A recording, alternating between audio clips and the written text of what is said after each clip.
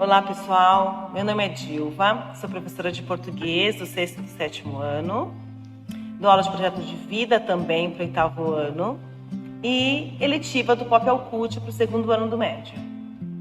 E eu sou o Giovanni, professor de História, dou aula para as turmas de 8º e 9º ano, dos anos finais, e 1º, 2º e 3º do ensino médio, aqui do Colégio Nossa Senhora de Sion, de Higienópolis. E hoje a gente vai conversar, né, Giovanni, sobre história e cultura afro-indígena. Pois é, Dilva, é um tema bastante abrangente. Muito. Bastante importante também, acho que a abrangência coincide com a relevância desse tema. Sim. E a gente pensou aqui em preparar um formato mais bate-papo, né, Dilva? Isso. Conversar um pouquinho. A Dilva, ela tem uma formação em literatura indígena. Isso, minha pesquisa é em literatura indígena. E é um tema que para nós é muito caro.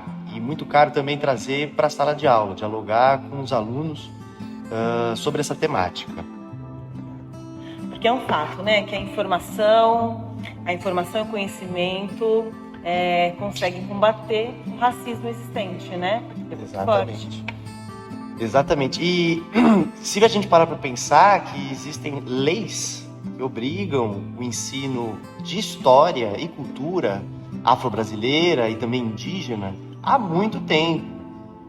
Por exemplo, a lei para o ensino de história e cultura afro-brasileira é de 2003, 9 de janeiro de 2003, a lei 10.639, né?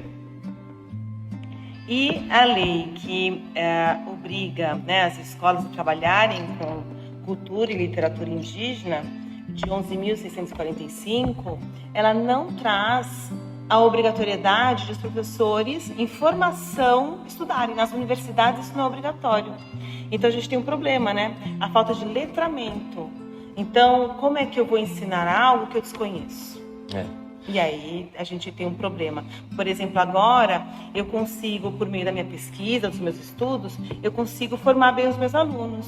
Agora a gente teve uma mostra cultural, né? Mostra científico-cultural, e montamos uma sala toda voltada à temática indígena e foi incrível. Eles sabiam exatamente assim, cultura de alguns povos, né? Apesar que a gente tem mais de 300 povos no Brasil, espalhados pelo Brasil, e alguns foram estudados por eles, pelos alunos do 6º ano, autores indígenas. Então, só por meio do letramento é que a gente consegue combater todo o preconceito existente. Na minha área, falando um pouco da área de história, é curioso pensar que existe uma historicidade por trás do ensino e do aprendizado da história africana, e a mesma coisa com a história indígena. A história enquanto disciplina, ela se consolida lá por volta do século XIX no continente europeu. E naquele momento, os primeiros historiadores, aqueles que reivindicam esse título de historiador, eles vão fazer uma história que a gente caracteriza como logocêntrica. Logocêntrico quer dizer o quê? Ela está muito centrada no discurso e muito centrada no documento textual, na fonte textual. O que isso quer dizer? Para aqueles historiadores, a gente só podia conhecer o passado e, portanto, fazer história, escrever sobre a história de um povo, se a gente tem acesso aos textos escritos daquele povo. Consequentemente, claro, né, veja, quem que está pensando isso são europeus. Europeus que têm uma cultura escrita milenar, né? Mais de 3, 4 mil anos, já se tem ali documentação escrita. No entanto, isso não se aplica para povos africanos, nem para povos indígenas, que não tinham a prática da escrita. Nesse raciocínio, para aqueles europeus, era impossível então fazer uma história africana ou então uma história indígena. Só era possível a partir do momento em que esses povos tiveram contatos com os europeus. Porque aí os europeus, sim, vão contar sobre eles, vão descrever eles a partir da perspectiva deles, da perspectiva europeia, quero dizer. E aí, naquele momento, eles passam a ter uma história. Mas antes eles não teriam. É uma violência que priva esses povos de um passado, priva esses povos de uma memória anterior a esse contato com a Europa. Tem o Ailton Krenak, que agora entrou, né, para a Academia Brasileira de Letras, ele fala, muitos povos, então, não eram ouvidos, mas aí muitos povos começaram a fugir dessa questão da escravização, né? Eles fugiam e conseguiram se preservar. Tudo com base na oralidade. Esses povos, então, que fogem da oralidade, agora percebem a necessidade de se fazerem ouvir. E como que vão fazer? Como vão se fazer ouvir? Por meio do registro, né? Então, cria uma confusão na mente, né, gente? É complicado isso. Pensa, quando você domina, então, a língua portuguesa, pensando aqui no Brasil, você domina a língua portuguesa e registra, você está fazendo exatamente aquilo que os colonizadores queriam que você fizesse, né? Mas é só por meio disso que eles conseguem, então, se fazer ouvir, né? Por meio do registro. E a literatura é incrível, né? Quanto a esse assunto, porque ela é uma forma de arte. Para os povos indígenas, a literatura é palavra, é uma coisa mágica, né? Eu estudo na pesquisa do Daniel Munduruku. E aí o Daniel Munduruku, ele traz a história de vários povos, né? Diferentes povos, suas vivências, todas para os não indígenas. As histórias não são contadas para indígenas, para os não indígenas. Nós que precisamos aprender com eles, né? É curioso, né? Uma apropriação de baixo, né? Existe esse domínio hegemônico, esse domínio que vem de cima, da escrita, do letramento, do português, e aí, a partir do momento que ele está sendo imposto, esses povos eles reagem criativamente, se apropriando disso como um instrumental para resistir.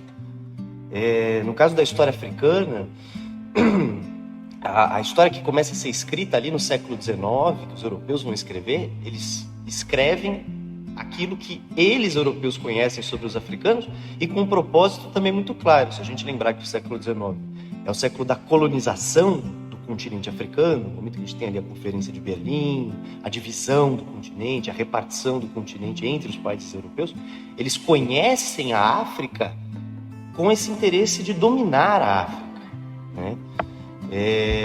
E só ali por volta da segunda metade do século XX, depois da Segunda Guerra Mundial, quando essas colônias começam a se tornar independentes, que esses africanos vão fazer a mesma coisa. Eles vão se apropriar dessa escrita, vão se apropriar da forma de fazer história, essa forma europeia de escrever a história, a historiografia, para contar a própria história. Não mais para dominar, mas para se definir.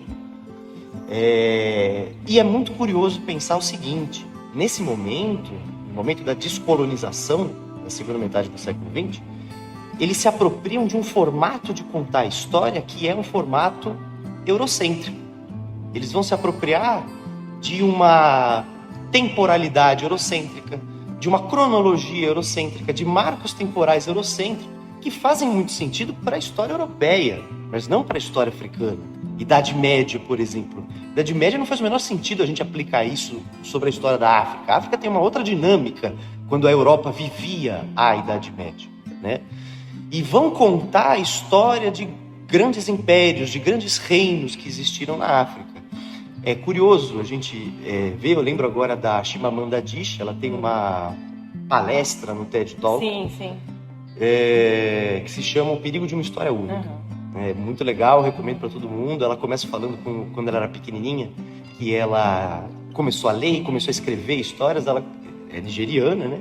E aí ela escrevia histórias falando da neve, das casinhas, com aquele formato europeu, de comer maçã. Da importância do sol. Da importância do sol, do clima. Quer dizer, é uma coisa que não faz o menor sentido para uma nigeriana de 7 anos de idade. Fazia muito sentido para um americano, um europeu, né? A mesma coisa com os indígenas também. O primeiro registro que a gente tem, qual que é? De Peru Vaz de Caminha. Então, aquela carta, né, que deprecia muito, né? Os povos, demais. Né? Deprecia muito. Uma coisa bem... como se fossem animais. E aí, há quem hoje ainda questione, mas como assim? Os indígenas escrevem literatura? A literatura indígena é literatura mesmo? E aí o professor Edson Caiapó, que é escritor também, ele fala assim, então tá bom, se literatura indígena não for literatura, então a partir de hoje ninguém mais come mamão, ninguém mais toma banho, né? Porque isso também é indígena. Vamos então colocar cada um no seu lugar. E aí, justamente, é legal pensar, a Chimamanda também fala, né? Existe uma arrogância bem intencionada. Às vezes, para você, eu já ouvi muito disso, né? Para você defender o ensino da história africana, a pessoa vai lá e fala assim, mas na África houveram grandes impérios, grandes reinos. Peraí, quando a pessoa fala isso, o que ela está pressupondo? Que o que tem importância, o que tem relevância histórica são os grandes impérios. Sim, os grandes... sim. De fato, na África houve grandes impérios, Mali, Daomé, Songhai. No entanto, esse valor que a gente está atribuindo é um valor, se a gente parar para pensar, eurocêntrico, que olha para o Império Romano, que olha para o Império Grego de Alexandre, que olha para o Império dos Francos e tenta encontrar isso em outros lugares do mundo para dar valor. A história africana ela tem valor não porque ela teve grandes impérios, ela tem valor em si. A história indígena também tem um valor em si para aqueles povos. E quando você escreve, então, uma história com um formato que é europeu, você deixa de lado tradições, formas de transmissão de conhecimento que são antiquíssimas daqueles povos, como, por exemplo, a transmissão de conhecimento através da oralidade, da musicalidade, né? Antes da escrita, eles tinham a história e eles transmitiam essa história, essa memória, através da oralidade, através do conhecimento oral e através da música também. E aí, inúmeros povos assim ainda, né? Em inúmeros povos é assim ainda. Tem um diplomata e escritor do Mali chamado Amadou Hampâté-Bâ. Ele tem um texto muito legal, ele tem vários livros publicados, mas tem um texto muito legal naquela coleção História Geral da África, da Unesco. E é um texto sobre metodologia, e que se chama A Tradição Viva. O Hampâté-Bâ, ele diz o seguinte, no caso do Mali, a transmissão de conhecimento se deu por muitos séculos através de anciões que conheciam o passado, conheciam a genealogia daquele grupo. E eles decoravam essa genealogia e transmitiam de pai para filho. Era um conhecimento muito trabalhado na oralidade, né? E para a religião daquele povo, a palavra ela tinha um aspecto divino. Era uma coisa divina, era uma coisa que os deuses deram aos homens para mudar o mundo à sua volta. E aí o Hampâté-Bâ argumenta, ele contra-argumenta, na verdade, o que os europeus dizem. Os europeus vão dizer, bom, só tem valor a história escrita, porque a história escrita é imutável. Enquanto a história oral você pode mudar, a história escrita não. Está no texto, ela está solidificada. O Hampâté-Bâ vem contra-argumentando. Mas para nossa tradição, como a palavra ela é sagrada, ela tem um valor sagrado, ela tem uma capacidade de preservação de conhecimento tão grande, se não maior, que a documentação escrita, que a documentação textual. E se a gente também parar para pensar, no caso da história europeia, Aristóteles, Platão, esses autores antigos, os textos deles que chegaram até nós, chegaram por meio de traduções e de uma seleção. Não são textos puros que vieram do próprio Platão, do próprio Aristóteles. Eles também sofreram uma transformação ao longo da história. Então, se a história oral sofre transformações, a história escrita também sofre. Então, de um tempo para cá, se resgata inclusive a forma tradicional de se contar a história. Não baseado na escrita, mas baseado na oralidade. E aí, voltando à sala de aula, né? Quando a gente conversa sobre literatura indígena, trabalhei um bimestre inteiro com o 6º ano sobre literatura indígena. A primeira coisa, para ficar claro, é literatura indígena quando a autoria é indígena. Quando o ponto de vista é dos indígenas, qual a perspectiva trabalhada ali, porque uma outra pessoa falando é exatamente o que você disse, acaba por distorcer muitas vezes a história daquele povo, né? O professor Cacaverá também, que é escritor, escreveu Menino Trovão, eu li com o 6º ano agora. Ele traz uma nova versão do descobrimento do universo, do surgimento do universo. Até então todo mundo percebe aquilo que é dito pela Bíblia. Por exemplo, tem Adão e Eva, aquela ideia cristã, né? E para os povos indígenas, não. Aí ele mostra um menino, que é o próprio Menino Trovão, Primeiro ele vai se tornar pedra, depois vai se tornar nuvem, uma árvore, até ele virar um ser humano. Então, para mostrar toda essa integração que os indígenas têm com a natureza, toda essa importância. E aí eles chegam à conclusão, os estudantes chegaram à conclusão, se há ainda alguma floresta em pé, é por conta dos povos indígenas. Então, o conhecimento liberta mesmo, né? Faz a gente perceber a importância desses povos, de a gente ler mais autores indígenas, consumir mais esse material, artistas, filósofos, e concluir que lugar de indígena é onde ele quiser estar. Exatamente. E evitar o epistemicídio, né? Isso é muito importante. Essa palavra, que é um neologismo, né? Junta epistemologia com homicídio, quer dizer, a morte de um conhecimento, a morte de um saber, é matar um povo duas vezes. Sim. Né? Depois da dominação material, da dominação territorial, física, depois desse genocídio, você matar ainda o conhecimento que sobrou daquele povo e a forma própria, orgânica daquele povo de contar a própria história e de transmitir os próprios saberes acumulados há muitos anos. É para refletir mesmo, né? Se quando houve, então, a chegada dos portugueses aqui, havia mais de 1000 povos e hoje há 300, um pouco mais de 300, então é para se refletir o que foi feito, né? Eu acho que a gente podia encerrar, né, de uma indicação, uma sugestão de museu, o pessoal que está ouvindo visitar, pegar agora as férias e ir lá dar uma conferida.